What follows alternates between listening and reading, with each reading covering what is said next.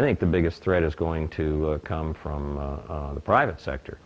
Companies that are able, as a result of digital communications, the internet and the like, to ferret out pretty much everything about an individual, what he or she charges on their credit cards and what websites they visit when they're at the computer, their social security number, their driving record, everything else.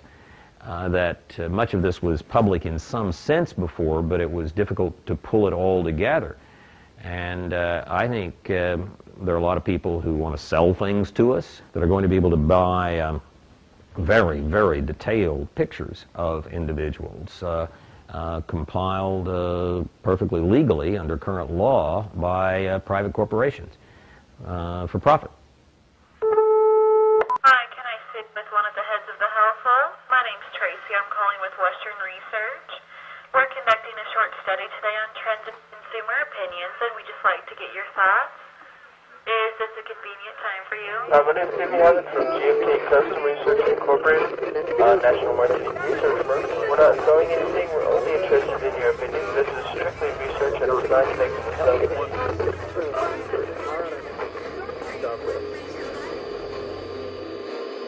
When we look at the individual, the self, and we look at the corporate life, so much of what people have become, particularly in America, has been driven by their work life, and more than just their work life, by consuming. And when we look at the formation of the self, consuming has now become psyche defining.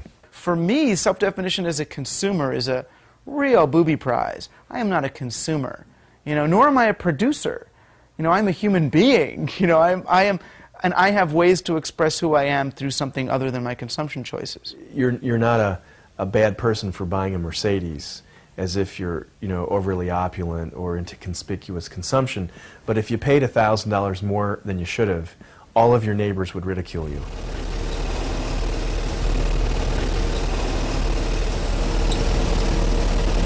I have faith, a lot of faith, in human beings. And I've got faith, that we can organize ourselves into a better society where there's more opportunity for all of us, not just for the few, and that I'm not too impressed with where we're at right now. Transfer is available to the 6L N Q R and W.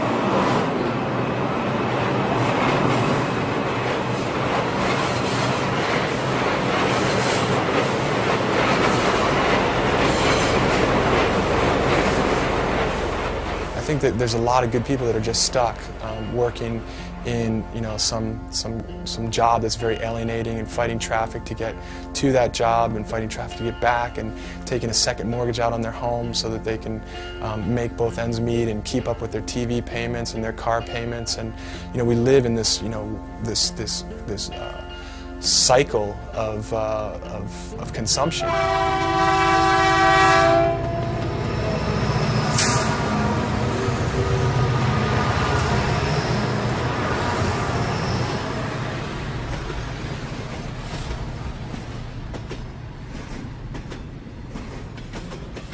You own 3 SUVs, 4 houses, and all that, but you owe people lots of money. You are an economic slave. You're not free. You cannot say what you want to say because you cannot tell your employer, hey, don't like what you're doing, you're immoral, I'm leaving tomorrow.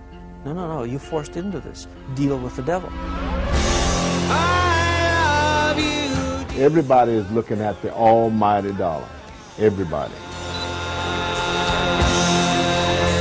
We get tied into that, and some people lose their soul chasing after the big almighty dollar. And that's a part of the American dream that really is almost like hypnosis, this belief that even though you may not be well off now, someday you're going to be there too. It's not fashionable to be a guy that repairs cars anymore and do simple jobs or be a computer repairman. No, no, no. You've got to become the CEO at the end. And we tell our kids, you've got to become a millionaire. And unfortunately, we've also told our kids that it doesn't matter how you get there.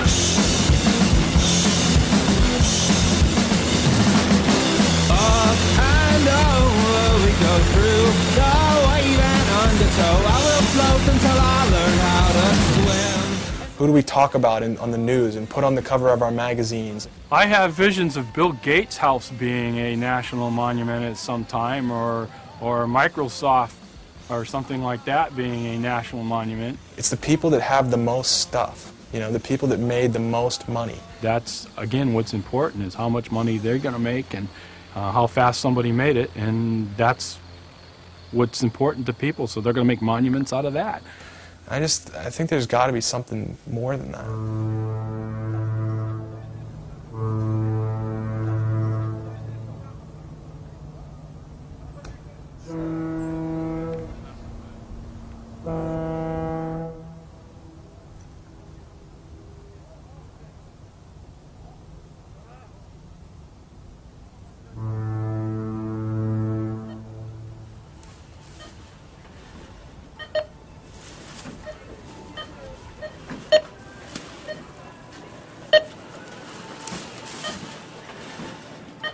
Americans are not getting happier, but we are spending more of our time buying stuff and selling stuff. And that's all corporations understand, is to, is to increase the speed at which we buy and sell. You know, how many billions do you need in the bank? How many houses can you live in one time? And again, it's a spiritual kind of thing that needs to mature in a capitalist society.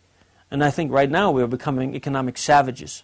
If I can put myself in a position that I can make the almighty dollar right now, I think I have everything. But that's not everything. Money is truly not everything.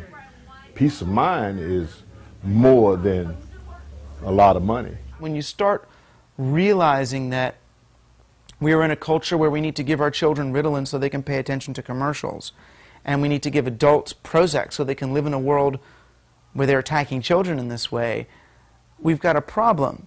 And rather than adjusting our brain chemistries to live in this environment, we've got to take charge of the environment in which we're living. And that's what we have to do, build the civic culture to run the political institutions and to hold these corporations to boundaries where they cannot develop a society where everything is for sale.